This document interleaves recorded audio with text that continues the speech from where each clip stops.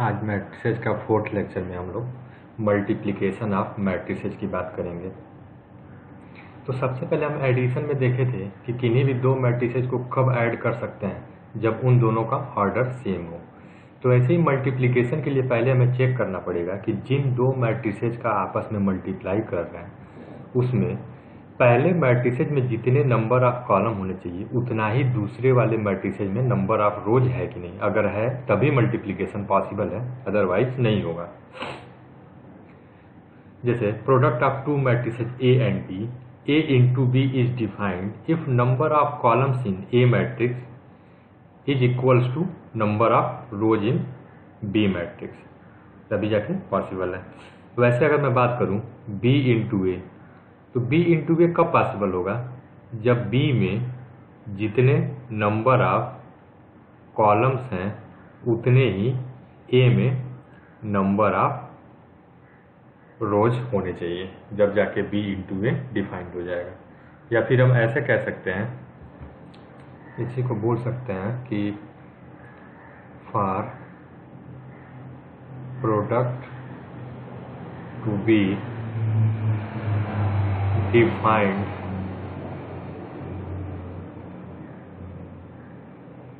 number of columns of first matrix should be equals to number of rows of second matrix। यानी अगर कोई matrix 1 है, दूसरा कोई मैट्रिक्स 2 है, ठीक है ना। तो पहले का सपोज कीजिए कि ऑर्डर m क्रॉस n है, दूसरे का ऑर्डर n क्रॉस p है। तो इन दोनों का प्रोडक्ट डिफाइंड होगा क्योंकि पहले का जो नंबर ऑफ कॉलम है वो दूसरे के नंबर ऑफ रोज के बराबर है। और जो रिजल्टेंट मैट्रिक्स आएगा, रिजल्टेंट मैट्रिक्स आएगा उसका ऑर्डर m क्रॉस p होगा, ठीक है। तो ये तो बात हो गई कि कब डिफाइंड होगा कब नहीं होगा। अब अगर डिफाइंड होगा तो रिजल्टेंट मैट्रिक्स के एलिमेंट कैसे फाइंड आउट करेंगे? उसके लिए मैं बोला कि अगर ए मैट्रिक्स है ए आई जे, बी मैट्रिक्स है बी जे के, पहले का ऑर्डर m क्रॉस n है, दूसरे का ऑर्डर n क्रॉस p है, तो हमने माना कि जो रिजल्टेंट मैट्रिक्स है वो कोई सी मैट्रिक्स है। सी मैट्रिक्स का जनरल एलिमेंट सी आई के। तो अगर जनरल एलिमेंट हम निकाल लेते हैं तो आई और के की वैल्यू 1 2 जो भी रख के सारे एलिमेंट फाइंड आउट कर लेंगे। और कहता है कि जनरल एलिमेंट सी आई के निकालने के लिए फर्स्ट एलिमेंट का ith रो लीजिए, सेकेंड एलिमेंट का kth कॉलम लीजिए और इन दोनों को आपस में एलिमेंट वाइज मल्टीप्लाई करके सम ले लीजिए। फॉर एग्जाम्पल फर्स्ट मैट्रिक्स का जो ith रो होगा वो क्या होगा? ए I one, A I to से लेके ए आई एन तक होगा। सेकेंड मैट्रिक्स का जो kth कॉलम होगा वो क्या होगा? बी वन के, बी टू के से लेके बी एन के। अब कह रहा है इन दोनों को एलिमेंट वाइज आपस में मल्टीप्लाई करके ऐड कर लेंगे तो सी आई के एलिमेंट मिल जाएगा। यानी सी आई के जो होगा वो A I one into B one K plus A I two into B two K से लेके लास्ट एलिमेंट ऐड कर देंगे A I N into B N K. ये दिखने में थोड़ा सा कॉम्प्लिकेट वाले ही लग रहा होगा। अब सी आई के जनरल एलिमेंट आ गया, तो अगर सी वन वन एलिमेंट लेना है तो हम क्या करेंगे? इसमें पुट कर देंगे आई इक्वल्स टू 1, के इक्वल्स टू 1। अगर सी वन टू एलिमेंट निकालना है तो पुट कर देंगे आई इक्वल्स टू 1, के इक्वल्स टू 2। तो वैसे ही सिमिलरली हम all elements of resultant matrix can be find out, ठीक है। अब उसी को हम एग्जाम्पल बेस में देख लें कि प्रोडक्ट कैसे करेंगे। तो एक सी मैट्रिक्स गिवन है, एक डी मैट्रिक्स गिवन है, कह रहा है सी इंटू डी निकालना है। तो सी इंटू डी निकालना है तो सी का ऑर्डर क्या है? देखिए order of C is 2 cross 3 order of D is 3x2। तो फर्स्ट मैट्रिक्स का number of column second matrix के नंबर ऑफ रोज के बराबर है, तो मतलब C into D is defined, मतलब मल्टीप्लिकेशन कर सकते हैं। अब वो कैसे करेंगे, तो C इंटू डी को हम लिख सकते हैं, तो matrix C into matrix D लिख दिया। अब सपोज कीजिए कि मैं क्या कह रहा हूँ कि जो रिजल्टेंट आएगा इसका ऑर्डर 2x3 है, इसका ऑर्डर 3x2 है, तो जो रिजल्टेंट आएगा उसका ऑर्डर क्या होगा, 2x2 होगा। और मैं क्या माना कि जो रिजल्टेंट आए तो यानी इसमें 4 एलिमेंट होंगे, तो सपोज कीजिए कि ये वाला जो एलिमेंट है वो A11 हो गया, A12 हो गया, B21 हो गया और B22 हो गया। अब मैं क्या बताया था कि अगर A11 हमें निकालना है, A11 निकालना है तो कैसे निकालेंगे, फर्स्ट रो को फर्स्ट कॉलम के साथ मल्टीप्लाई करेंगे, यानी फर्स्ट रो को फर्स्ट कॉलम के साथ मल्टीप्लाई करेंगे तो 1 1 एलिमेंट आएगा। तो कैसे आएगा, 1 into 2 plus -1 into -1 plus 2 into 5। तो ये 1 1 एलिमेंट क्या आ जाएगा, 5 2 जा 10, 10 प्लस 1 11, 11 प्लस 2 13। वैसे ही A12 एलिमेंट निकालेंगे, तो A12 एलिमेंट के लिए क्या करेंगे, फर्स्ट रो को सेकंड कॉलम के साथ मल्टीप्लाई करेंगे, यानी रो तो यही रहेगा लेकिन इसमें इस कॉलम के साथ मल्टीप्लाई करेंगे इस फर्स्ट रो को। तो 1 into 7 plus -1 into 1 plus 2 into 4, तो ये कितना आ जाएगा, 4 2 जा 8 -1 7 प्लस 7 2 इंटू -4 है, ओ यहाँ पे -4 था तो 2 इंटू -4, 2 इंटू 4 -4 -8 -1 -9 प्लस 7 यानी -2 आ जाएगा।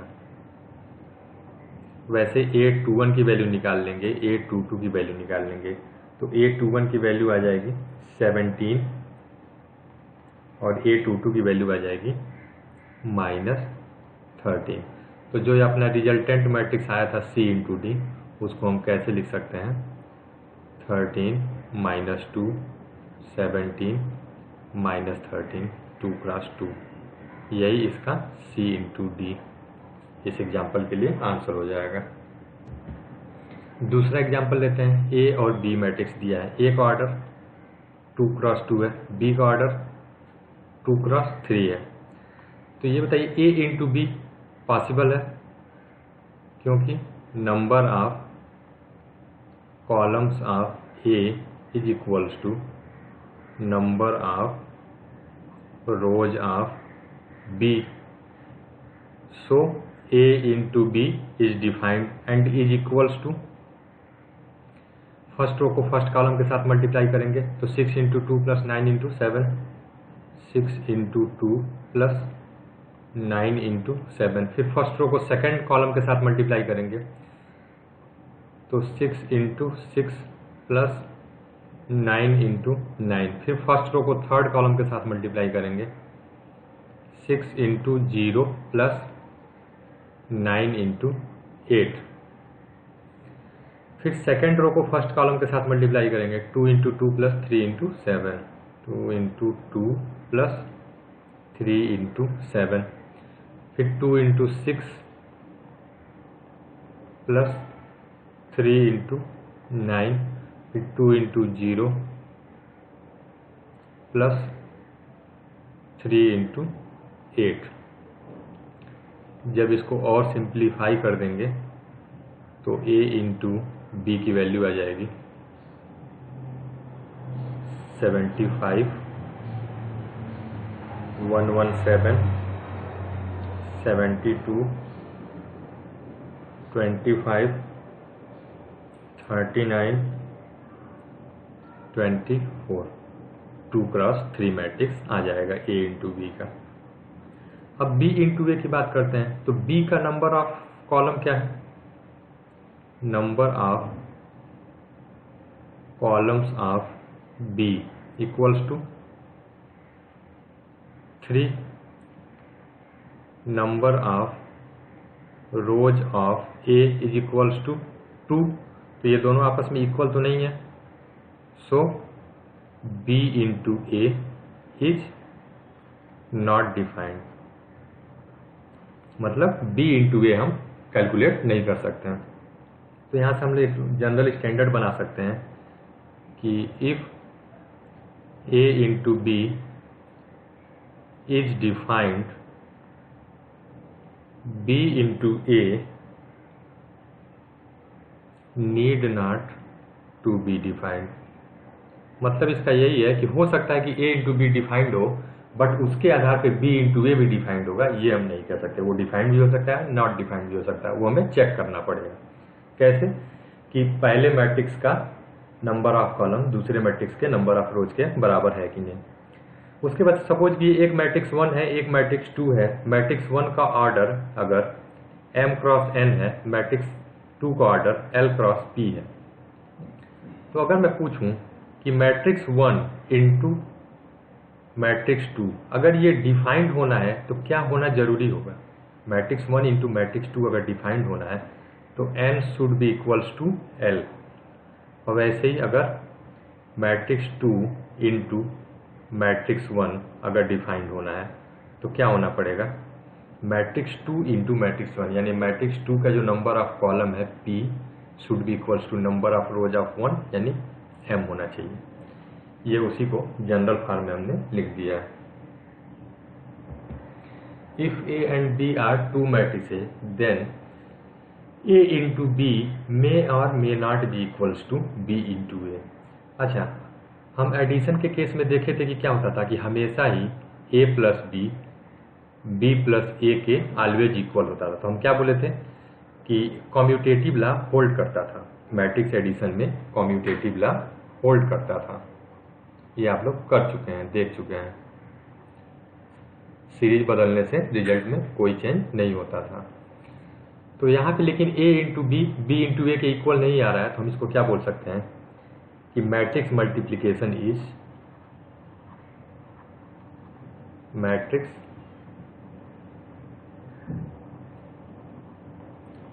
Multiplication is not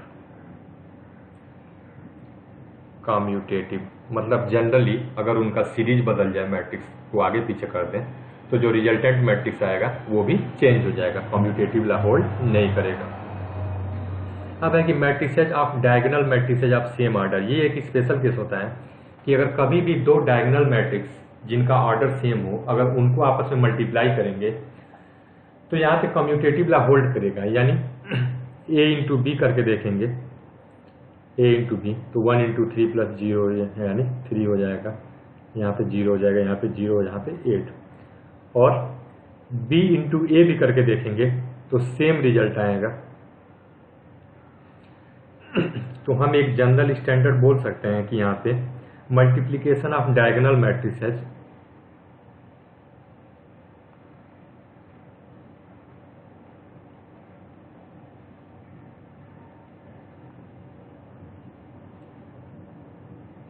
diagonal matrices of same order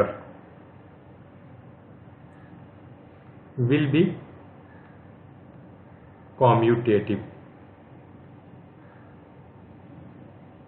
मतलब अगर दो डायगोनल मैट्रिक्स हैं सेम ऑर्डर का, तो उनको हम A इंटू बी करें या B इंटू ए करें, रिजल्टेंट सेम मैट्रिक्स होगा, A into B equals to B into A.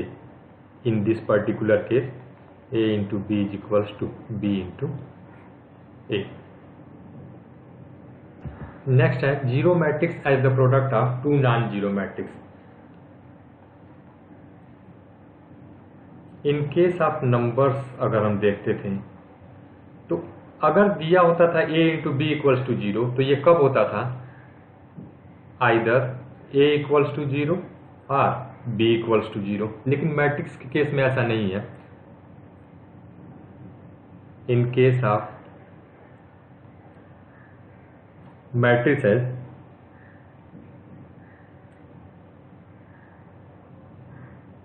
Product of two non zero matrices can be a zero matrix. मतलब दो ऐसे मैट्रिक्स जो कि खुद नॉन जीरो मैट्रिक्स हों लेकिन आपस में मल्टीप्लाई करने के बाद से जीरो मैट्रिक्स हो सकते हैं। अगर फॉर एग्जांपल देखना है तो मैं ए एक मैट्रिक्स ले लेता हूँ यहाँ पे 0 0 -1 2 और बी मैट्रिक्स ले लेता हूँ 3 5 0 0।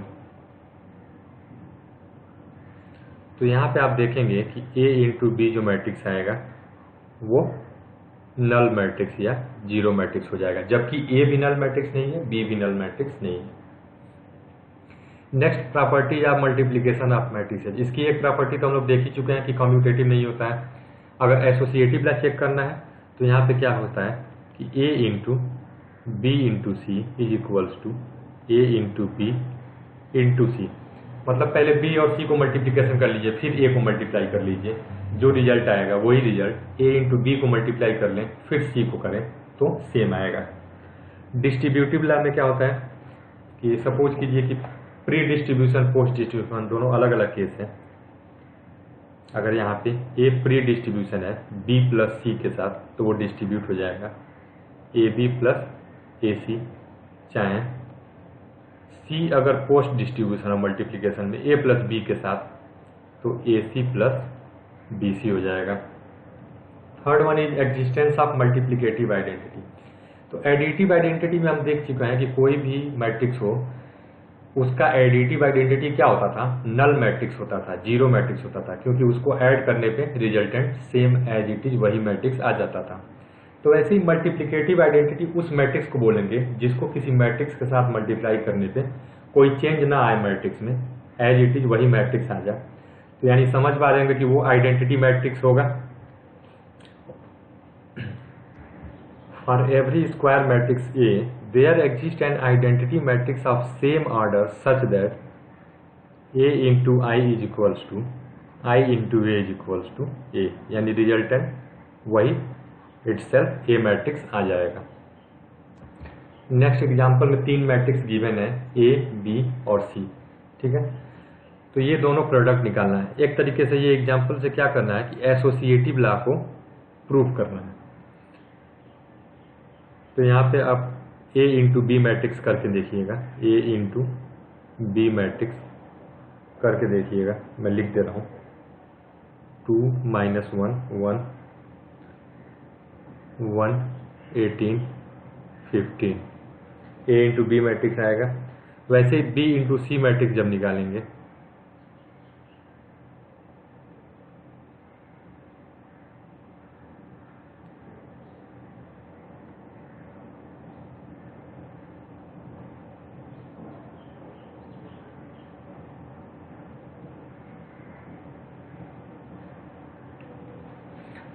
ए इंटू बी का जो ये एलिमेंट 2 था वो कैसे फाइंड आउट किया, 1 1 एलिमेंट है रिजल्टेंट मैट्रिक्स का। मतलब क्या किए होंगे कि ए और बी में ए का फर्स्ट रो को बी के फर्स्ट कॉलम से मल्टीप्लाई करके और ऐड कर लिए होंगे। देखिए ना 2 कैसे आया होगा,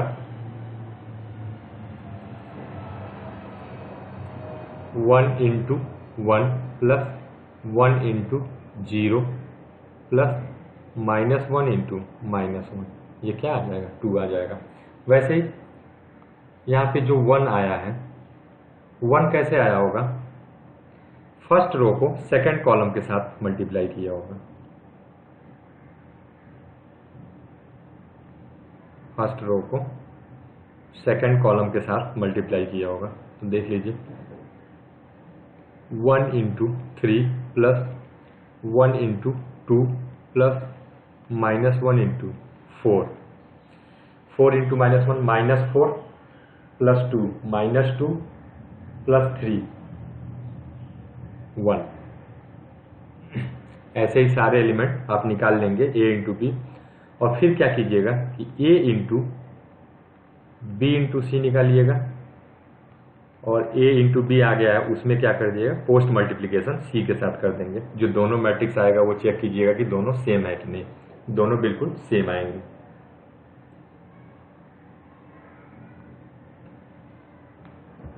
नेक्स्ट एग्जाम्पल है, एक ए मैट्रिक्स दिया है तो शो करना है कि A cube minus 23 A minus 40 is equals to null matrix या जीरो मैट्रिक्स। तो इसमें ये ट्रिक होता है कि जैसे ए की पावर 5 भी होता है तो हम वैसे ही करते हैं। सबसे पहले मैं ए स्क्वायर निकाल रहा हूँ, वो क्या होगा ए इंटू ए, और ए इंटू ए की निकालने के लिए क्या करना पड़ेगा 1 3 4 2 माइनस 2 2 3 1 1, इसको मल्टीप्लाई इसी मैट्रिक्स के साथ कर देंगे।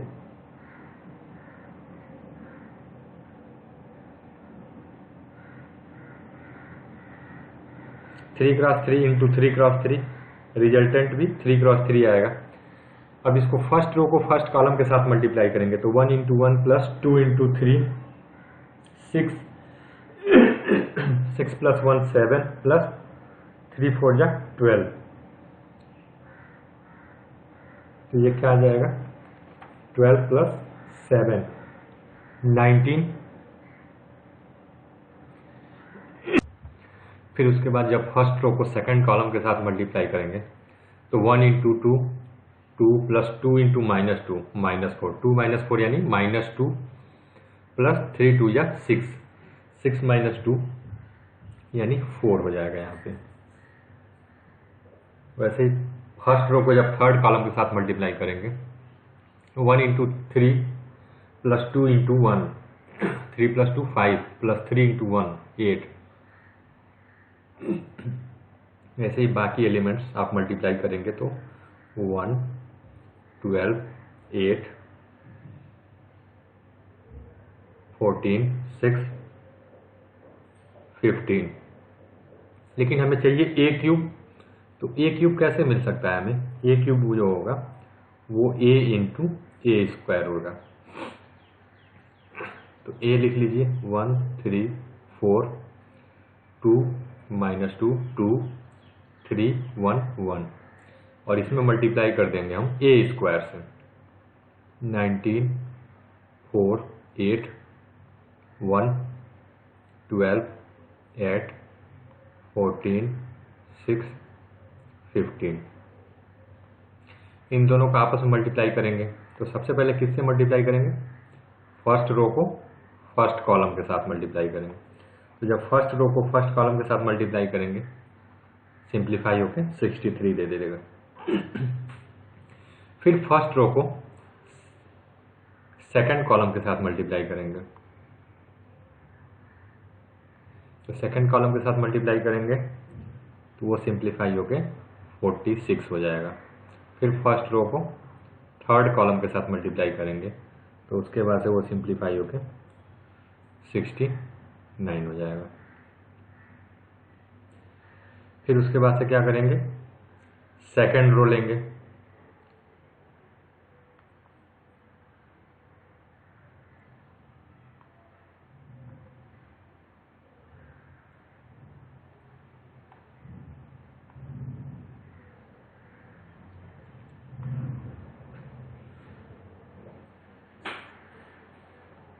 सेकंड रो लेंगे, सेकंड रो को जब फर्स्ट कॉलम के साथ मल्टीप्लाई करेंगे तो 69 आ जाएगा। सेकंड रो को सेकंड कॉलम के साथ मल्टीप्लाई करेंगे तो -6 आएगा। सेकंड रो को थर्ड कॉलम के साथ मल्टीप्लाई करेंगे तो 23 आएगा। फिर थर्ड रो को फर्स्ट कॉलम के साथ मल्टीप्लाई करेंगे 92 आएगा, 46 आएगा, 63 आएगा।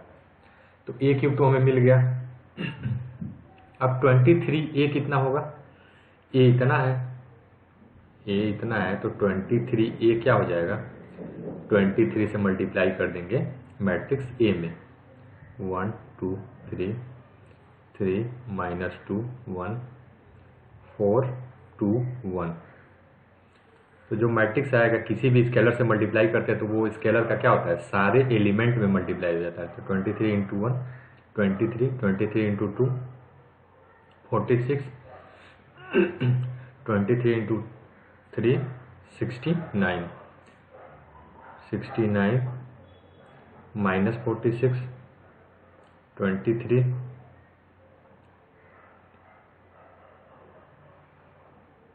ये हो जाएगा 92।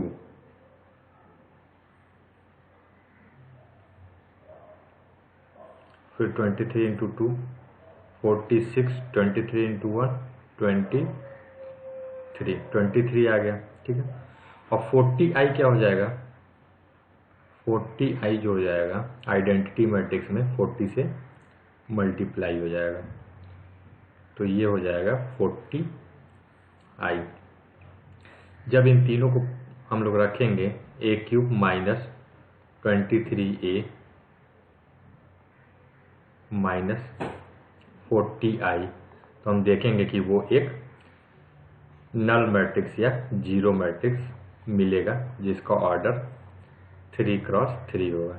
इसी को O से रिप्रेजेंट करते हैं, तो ये प्रूव हो जाएगा और ये अपना आंसर आ जाएगा। नेक्स्ट प्रैक्टिस प्रॉब्लम 3.4 है, जिसके ये 5 क्वेश्चन हमने लिख लिए हैं। तो इसको आप लोग इसी आधार पे मैट्रिक्स मल्टीप्लिकेशन के आधार पे, और कहीं कहीं हल्का सा फंक्शन का भी यूज होगा, तो इसको आप लोग कर लीजिएगा।